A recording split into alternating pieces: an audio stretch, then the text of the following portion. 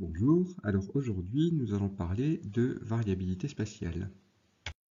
Dans le cours d'aujourd'hui, nous nous situons au tout début d'une étude type en géostatistique où nous allons travailler sur l'analyse de données et sur les problématiques d'échelle et de modèles de statistiques spatiales. Dans les cours suivants, nous travaillerons sur le remplissage et l'utilisation de ces statistiques spatiales.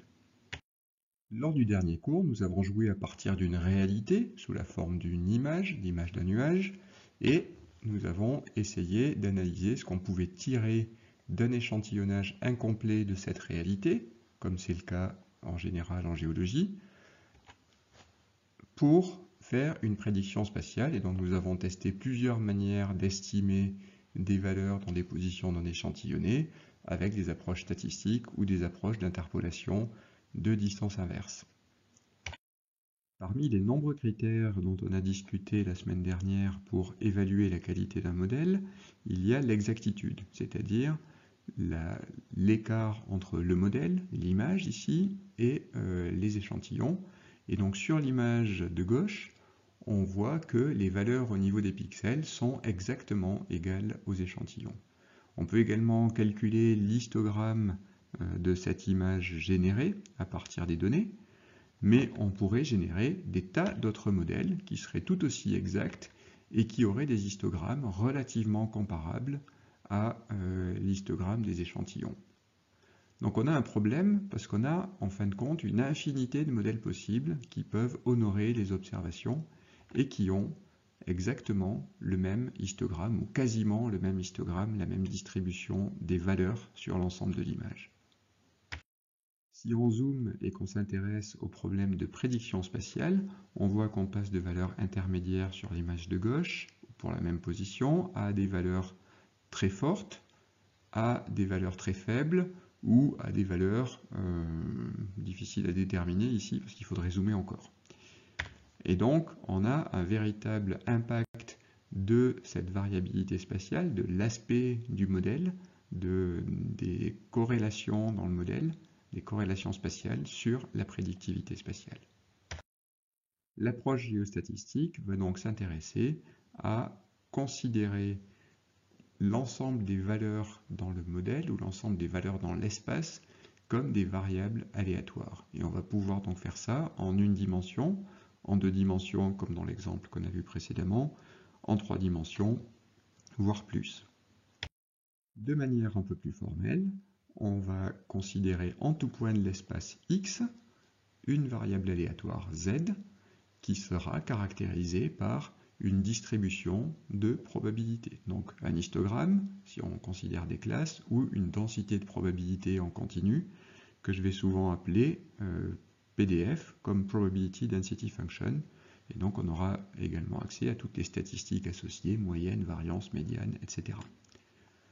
Si l'on considère l'ensemble du domaine, on définit une fonction aléatoire qui est constituée de toutes les variables aléatoires z de x, quel que soit x, et qui seront caractérisées par les distributions univariables, donc les PDF, de toutes les variables z de x, et toutes les corrélations entre toutes les variables. C'est-à-dire qu'on va s'intéresser aux corrélations entre les variables z de xi, z de xj, z de xk, etc.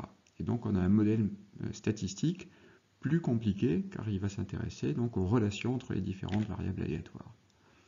En général, une fonction aléatoire est définie dans un cadre stationnaire, c'est-à-dire qu'on va supposer, et c'est ce qu'on appelle l'hypothèse intrinsèque, on va supposer que les propriétés statistiques de la fonction aléatoire sont invariantes par translation.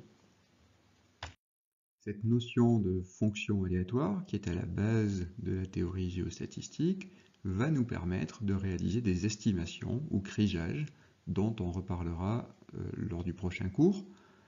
En deux mots, l'idée de l'estimation est de connaître la moyenne en tout point de la fonction aléatoire conditionnellement aux données d'observation.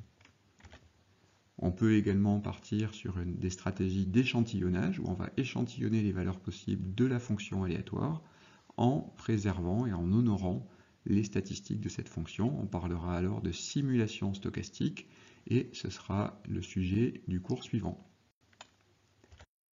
Dans le domaine des statistiques spatiales, on peut considérer en plus des fonctions aléatoires, des données de réseau. Par exemple, ici, si on s'intéresse au prix de l'immobilier à New York, on va considérer chacun des blocs et chacune des adjacences de chaque bloc avec ses voisins. Et donc on aura, un peu comme dans le cadre des fonctions aléatoires, une variable aléatoire, z, qui ici sera le prix de l'immobilier dans chaque bloc, ainsi que les adjacences, c'est-à-dire des statistiques un petit peu particulières qui seront définies a priori entre les différents blocs. Il y a une relation entre ces statistiques de réseau, ces données de réseau et les fonctions aléatoires dans la mesure où dans chaque bloc, en fait, on peut disposer de plusieurs données ponctuelles qui correspondent aux transactions immobilières qui ont été faites dans le bloc. Et on a exactement la même chose quand on s'intéresse aux données minières. On peut avoir un modèle de bloc qui correspond à une grille dans laquelle on stocke sur chaque maille de la grille une teneur en or, par exemple. Et en fait, cette teneur correspond à une teneur moyenne issue de mesures ponctuelles ou à très très petit volume qui auront été faites sur des forages, par exemple. Donc on a une relation entre ces statistiques de réseau et les statistiques dont on va parler dans la suite du cours qui s'intéressent aux fonctions aléatoires. Dans les 3 séquences suivantes du cours d'aujourd'hui, nous allons parler de la variabilité spatiale qui va exploiter le cadre des fonctions aléatoires pour calculer des variogrammes empiriques qui seront l'équivalent d'histogrammes. On verra sur un certain nombre d'exemples ce que veulent dire ces variogrammes, comment les interpréter, quelles sont les précautions qu'il faut utiliser pour les calculer.